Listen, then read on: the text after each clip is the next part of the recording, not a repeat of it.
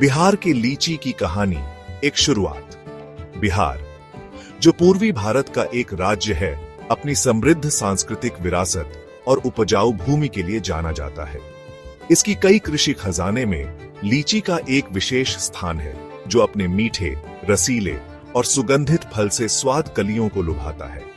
बिहार में लीची की खेती का इतिहास सदियों पुराना माना जाता है, जिसका उल्लेख प्राचीन ग्रंथों और लोक कथाओं में मिलता है। समय के साथ लीची उत्पादन बिहार की अर्थव्यवस्था का एक अभिन्न अंग बन गया है, जो अनगिनत किसानों को आजीविका प्रदान करता है और राज्य के कृषि उत्पादन में महत्वपूर्ण योगदान देता है। बिहार में लीची उत्पादन का केंद्र मुजफ्फरपुर, वैशाली, समस्तीपुर और पटना जिलों में है। इन क्षेत्रों में लीची की खेती के लिए आदर्श कृषि जलवायु परिस्थितियां हैं, जिनकी उपजाऊ जलोढ़ मिट्टी, प्रचुर धूप और पर्याप्त वर्षा होती है। बिहार के लीची के बाग, जिनकी फैली हुई शाखाएं गहरे लाल रंग के फलों के गुच्छों से लदी होती है, विशेष रूप से फसल के चरम मौसम के दौरान देखने लायक होती है। बाजार में लीची का आगमन एक विशेष अवसर का प्रतीक है, उत्सव और आनंद का समय। हालांकि बाग से लेकर उपभोक्ता की थाली तक बिहार के लीची की यात्रा चुनौतियों के बिना नहीं है। फल की नाजुक प्रकृति, इसकी कम शेल्फ लाइफ और परिवहन के दौरान क्षति के प्रति संवेदनशीलता किसानों और व्यापारियों दोनों के लिए महत्वपूर्ण बाधाएं पैदा करती है। इसके अलावा प्रकृति की अनिश्चितताएं, जैसे अप्रत्याशित मौसम के पैटर्न और कीटों का प्रकोप, पैदावार को प्रभावित कर सकते हैं और इस फल पर निर्भर लोगों की आजीविका को प्रभावित कर सकते हैं। इन चुनौतियों के बावजूद लीची बिहार की पहचान का एक अभिन्न अंग बनी हुई है, जो इसकी कृषि कौशल और इसके लोगों के लचीलेपन का प्रतीक है। बिहार में उगाई जाने वाली लीची की कई किस्मों में दो अपनी असाधारण गुणवत्ता और लोकप्रियता के लिए सबसे अलग हैं, शाही और चाइना। शाही लीची, जैसा कि इसके नाम से पता चलता है, लीची की दुनिया में सर्वोच्च है।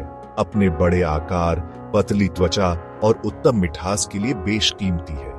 इसका गूदा रसदार और लगभग पारभासी होता है, जिसमें एक नाजुक सुगंध होती है जो तालू पर रहती है। शाही लीची बिहार के किसानों की बागवानी विशेषज्ञता का प्रमाण है, जिन्होंने पीढ़ियों से इस किस्म की सावधानी पूर्वक खेती और परिष्कृत किया है। चाइना लीची, जबकि अपने शाही समकक्ष से आकार में छोटी है, अपने अद्वितीय स्वाद प्रोफाइल के साथ अपनी पकड़ बनाए रखती है। इसकी त्वचा थोड़ी मोटी और खुरदरी होती है, जिसमें हरा पीला रंग होता है। चाइना लीची का गूदा शाही की तुलना में सख्त और कम रसदार होता है, जिसमें एक अलग खट्टापन होता है जो इसकी मिठास को संतुलित करता है। चाइना लीची बिहार की लीची की खेती की विविधता का प्रमाण है। प्रत्येक की अपनी विशिष्ट विशेषताएं और अपील है। अपनी असाधारण गुणवत्ता और सांस्कृतिक महत्व को मान्यता देते हुए शाही लीची को 2018 में भौगोलिक संकेत जीआई टैग से सम्मानित किया गया था।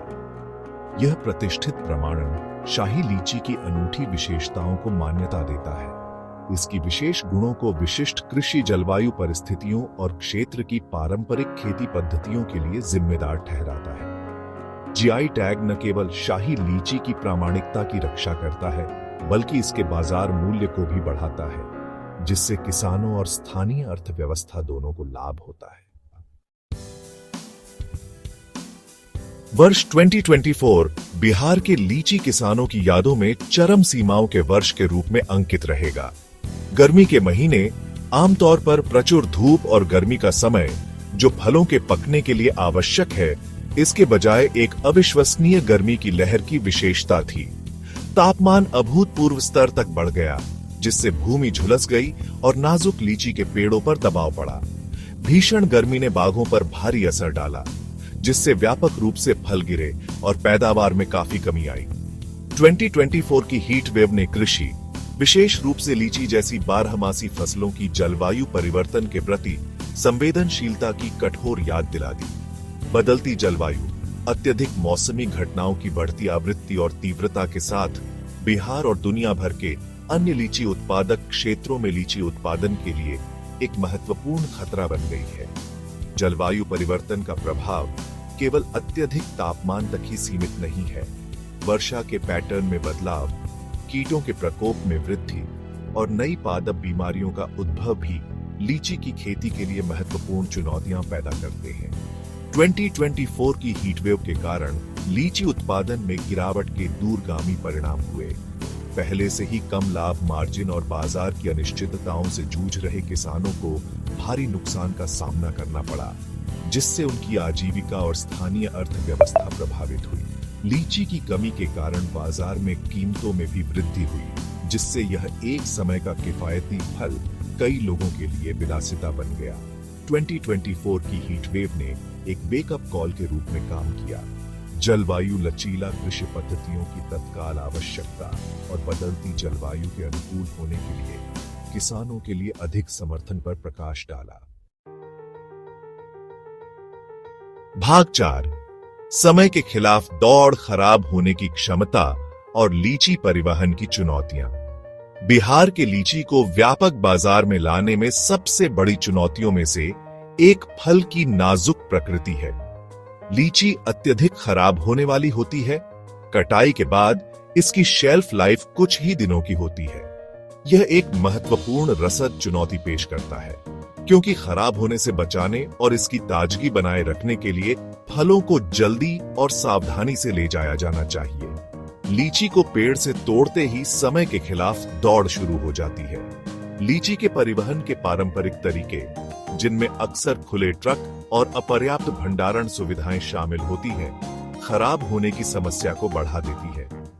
पारगमन के दौरान गर्मी, नमी और खराब हैंडलिंग के संपर्क में आने से नाजुक फल खराब हो सकते हैं, पकने में तेजी आ सकती है और खराब हो सकते हैं।